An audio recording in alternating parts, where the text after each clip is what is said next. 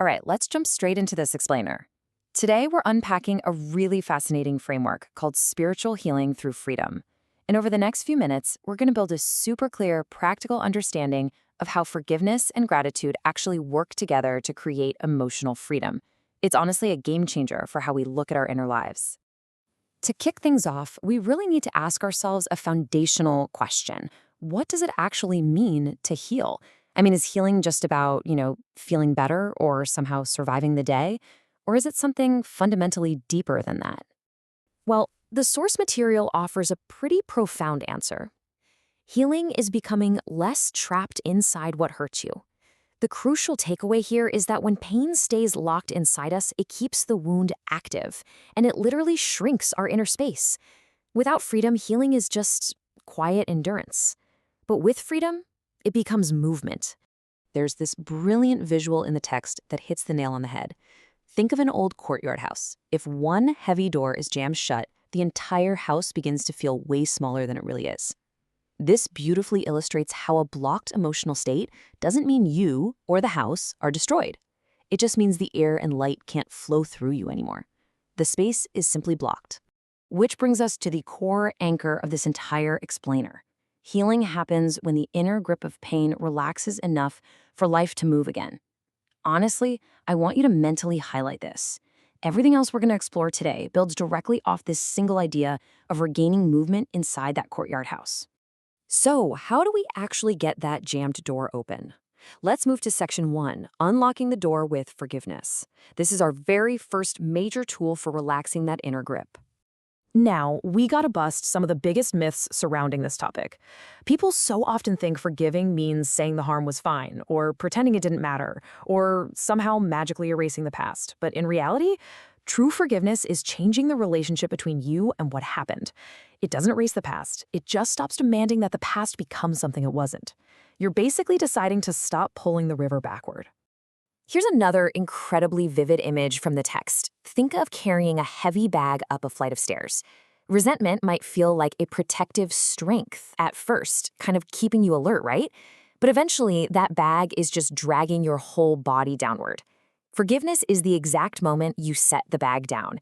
You aren't saying the bag was imaginary. You're just deciding that your inner life shouldn't be organized around someone else's actions. You literally just no longer need to carry it everywhere. The source material also uses this perfect analogy of a cracked teacup. By looking at a cracked cup and acknowledging the crack without ignoring the tea or the table, forgiveness brilliantly restores our sense of proportion. It creates space for completely truthful sentence. They caused harm and it was real, but that is not the entire universe. To sum it all up into one sentence, forgiveness is the decision to stop letting an injury govern your inner life. You don't need to feel instant warmth or make excuses for the action. You simply need to make the inward choice to stop feeding the wound.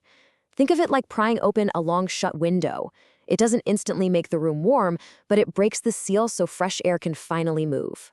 But opening the window is really only the first part. Once forgiveness clears the space, gratitude steps in to change what that space keeps noticing. Let's look at section 2, turning the lamp with gratitude.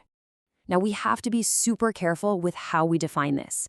Unlike forced positivity that claims nothing bad happened or demands you just get over it, real, spiritually mature gratitude is a serious discipline. It holds complexity. It essentially says, I was deeply disappointed, but I still see what remained. I was hurt, but there was still goodness present. I absolutely love this quote from the text. When the lamp is pointed only at the injury, everything else falls into shadow. I mean, pain naturally narrows our focus. It's just how our brain tries to protect us.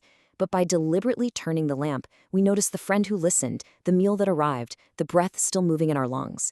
We actively teach our nervous system that the world is way more than just our injury. By actively foregrounding the good, gratitude rewires our inner life in 4 deeply practical ways. First, it reduces emotional scarcity, so you don't feel entirely devoid of love or safety. Second, it restores proportion, so the pain doesn't look like the whole of reality. Third, it improves your receptivity to help. And finally, it makes peace possible by lifting our defensive barriers. Gratitude isn't just a fleeting mood, it's a literal discipline of perception. Let's see how this all builds when we bring these two forces together. This brings us to section 3, the partnership of healing. See, They aren't opposites, they are partners. Just like saving a collapsing riverbank, forgiveness stops the ongoing erosion of our hearts. It stabilizes the edge so it stops falling apart. Meanwhile, gratitude introduces new roots, texture, and fresh growth to that terrain. One prevents collapse, the other creates a vibrant, healthy landscape. So the crucial sequence goes exactly like this. 1. Forgiveness clears the space. 2. Gratitude fills it. And 3. Freedom makes it livable. These are the sequential steps of true emotional freedom. Without gratitude, freedom feels completely empty. Without forgiveness, gratitude feels entirely inaccessible. But together, they create this beautiful balance where pain no longer owns the whole room. And when you manage to integrate both of these tools, something absolutely incredible happens. We arrive at our final section, becoming someone who heals. You start to experience this profound shift in your identity. You actually move away from merely reacting and asking, how do I get past this? Instead, you start asking, what kind of inner life am I building in response to this? You're no longer someone who merely hopes for pain to magically disappear. You are now fully equipped to actively diagnose and design the shape of your own healing. You recognize yourself as someone who can heal. So, as we wrap up this explainer and you head back out to face life's inevitable challenges, the ultimate question remains, what kind of inner life will you choose to build? Will you stay trapped in a cramped, jammed house? Or will you use forgiveness and gratitude to open the doors, turn the lamp, and finally reclaim the space that rightfully belongs to you?